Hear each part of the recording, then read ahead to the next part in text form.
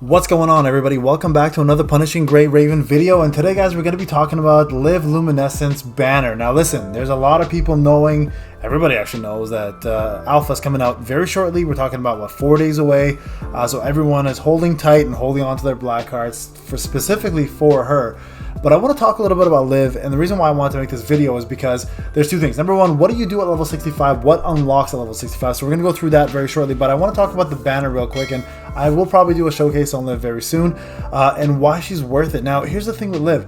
If you get her beefy enough, this girl is next to impossible to kill because the amount of damn healing she does and the fact that she pumps out so much damage along the way. So when I do my showcase, I will explain that to you, but I wanted to quickly go over some of the skills that she brings. Now you can see here, she looks a little creepy. I've got a whole different coding for her, but I want to talk a little bit about what Liv is all about. So let's get into the actual details of what she is. So first off, she's a full physical support unit. She has the ability to heal allies through her QTE, and her signature move can reduce the damage taken by allies, which is pretty damn OP when you're stuck in big things such as hell, pain cages, and other big end content such as war zones. So she brings a lot to the table for you as a support unit, but also as a DPS and a survivalist.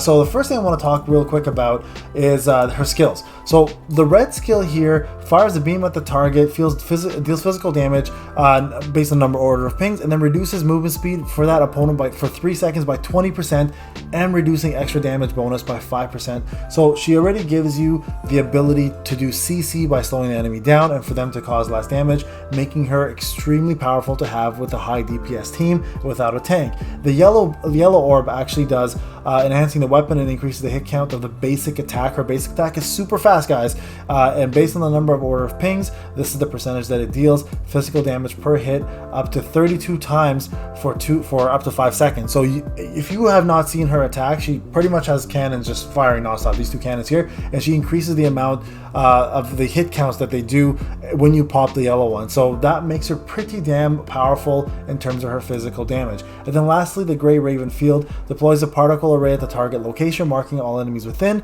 The array lasts at 3, 6, 9 seconds, dealing physical damage based on number order of pings and dragging the targets to the range once per second. So those are her skills. She's great at a CC level. She's a good support, but also, again, she does dish out pretty good physical damage. Now, what makes her really special, though, guys, is her actual active skills and her passive traits. So, Adaptive Ray, basic attack, launches an enemy attack, dealing 474% physical damage.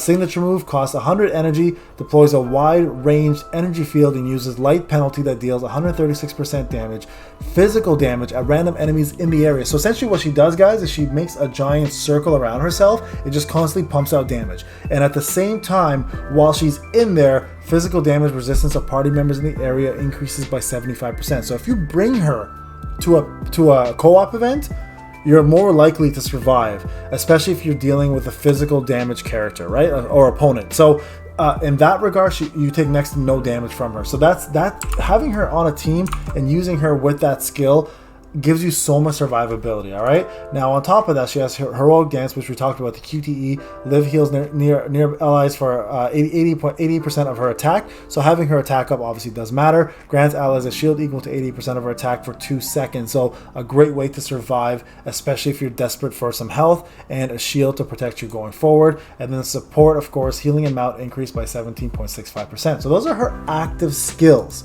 All right, now this is the part that makes her pretty crazy. All right, so core passive has a 20% chance to trigger light penalty that deals 132% damage, physical damage when hitting a marked enemy.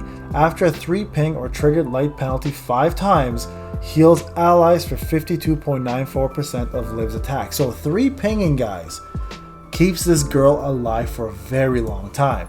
Her leadership is HP of all party members are increased by 15%. I mean, it's good, but you would never use her as a leader, in my opinion.